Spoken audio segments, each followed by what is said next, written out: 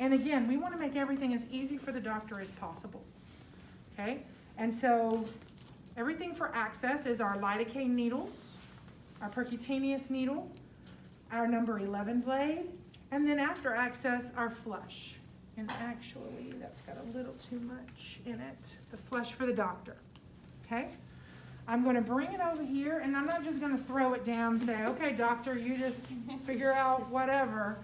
I'm gonna actually set it up in the order that the doctor's going to be using it, okay?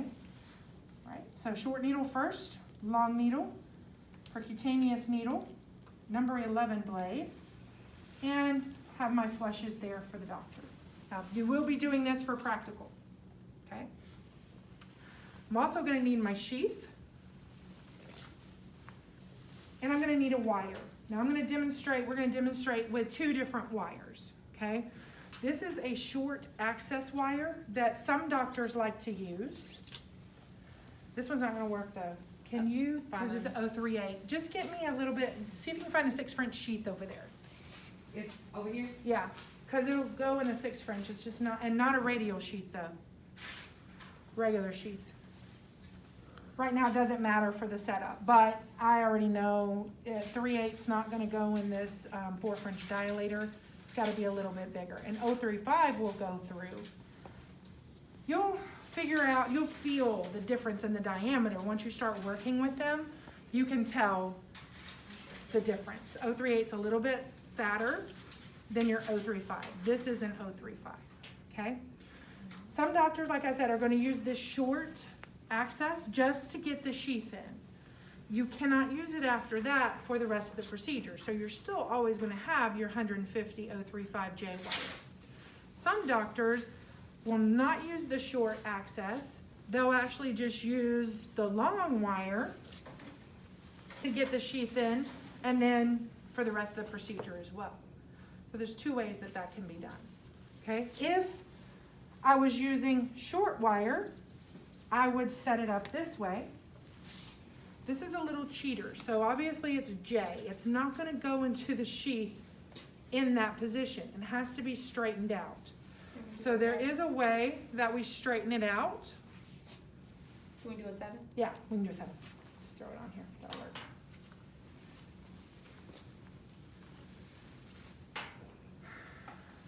And I'll teach you that later, the little straightening with your hand. It has this kind of like a coil inside of it, and you have to push them, do a push and pull maneuver with your fingers to be able to straighten that wire out. Wires do come with these little blue or green, different colors. We call them the cheater, which actually will straighten it for us. And a lot of times, at the very first time I'm using it, I'll have the cheater on.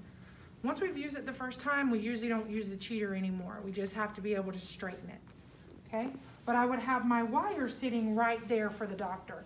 So once he gets the needle in, he can just pick up and go with it. Again, if it was the long wire, I would just have it out like this with the cheater on, ready to go, okay? And that's everything that I would have set up for access.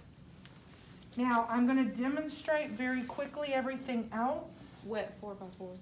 Thank you. You know, why do I always forget it? And when I'm doing the procedure, I don't forget it.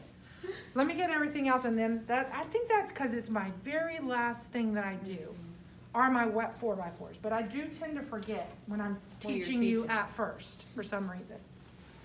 All right, you're gonna have your manifold. I'm not going into this today. We talked a little bit about it in class. This is a 4-port manifold. I'm just gonna set it over here so you know where it would be at this point. So it's gonna be over here. These lines would be passed off. One would be connected to a flush bag. One would be connected to a contrast bottle, contrast flush actually. The transducer would be passed off, hanging in that little white piece, connected, everything done. Extension tubing on, control syringe on. Flushed, bubble free, ready to go. And I'm gonna teach you how to do that next week, okay? But that's where it would be. My catheters, so sometimes I will leave my catheters lay straight. I that's how I prefer. These have been wadded up like this for a year in the cabinet, so they don't lay straight anymore.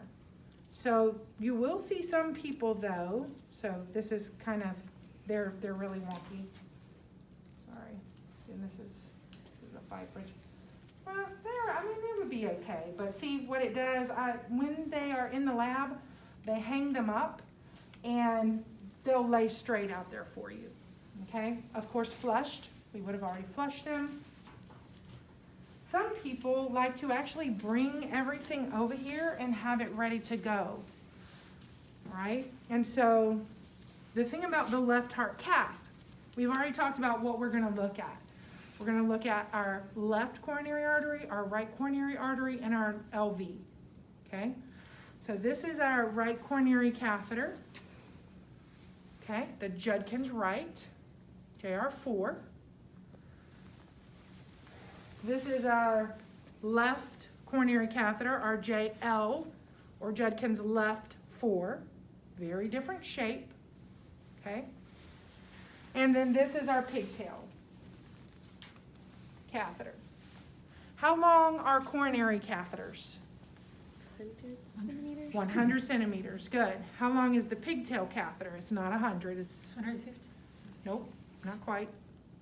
It's less. Is that the 110? Yes, 110 centimeters for our pigtail. Now on the hub of the catheter, it does give you some information. Does not tell you what this catheter is though. That's why I told you, you do have to learn your shapes. Now your basics are gonna be pretty easy for you. You're gonna get those, the pigtail, there's nothing else that looks like the pigtail, okay? There's really nothing else that looks like the Judkins left. Now the Judkins right, there's few that are similar. Like your IM, Headhunter, some of those carotid ones, they're similar. So that could be a little bit more difficult. But it does tell you on the hub of the catheter, the French size, this one's a 5, okay? Your length of the catheter, the 100, which is here on this catheter, 038, that means that it will accommodate up to an 038 wire. Now, we can always go smaller, and honestly, like I've told you, the 035 guide wire is the most common one that's used. Now, as I said, this little access wire is a 038, but it might have come with like a bigger sheath. And then it tells you a big number. This one I think says, I don't have my glasses on now, so I think, does that say 1200? Yes. So the 1200, that's telling you the PSI that it will be able to take without maybe fracturing, okay? Through that power injector. Hand injection, we're never gonna get anywhere that close, so we really don't have to worry about it. It would be more for our power injections. And we usually set anywhere from 700 to 900 PSI. We don't even go to the upper limit when we're doing our procedures, okay? Now, that being said, so how do I know what order the doctor's gonna go in? You have to learn that doctor's preference. There's not a set rule. Some doctors are gonna go in with the pigtail first, and they're going to do their LV gram, do their pressures that they need to do, remove the pigtail, then they're going to do the coronaries. Now, some doctors will do the left coronary first, and then the right coronary. Some will do the right coronary first, and then the left coronary. So it just depends on their preference. Some do coronaries first. Left coronary first, then right coronary, then pigtail. Right coronary first, left coronary first, and then pigtail. Just depends. Some of the doctors I'm working with now, they don't even do the pigtail. They don't even do an LV gram. They're just doing the coronaries for left heart caths, and they're relying on the echocardiogram for the LV function. Just depends on the physician.